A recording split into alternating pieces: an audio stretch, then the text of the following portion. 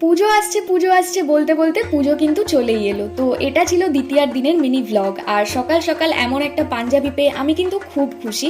তোমরা জানোই যে আমি যে কোনো ধরনের আর্ট করতে খুব ভালোবাসি। তো সকাল সকাল আমার এক বন্ধু দিয়ে যায় এই পাঞ্জাবি আর্টের অর্ডার। তো প্রথমেই রং করে দিলে হবে না, তাই এটাকে ভালো করে সাদা জলে ধুয়ে দিয়েছি। এবার চলো তোমাদের দেখাই আগের দিন এসপ্ল্যানেড থেকে কি কিনেছিলাম। তো প্রথমেই এই ব্যাগটা, যেটা দেখতে বেশ স্টাইলিশ ছিল। আর এবার পুজোয় আমার সব থেকে বেস্ট পারচেস এই জুতোটা। জানি না এটা এত ভালো কি লেগেছে, বাট এটা নিয়ে আমি খুব অবসেস ছিলাম।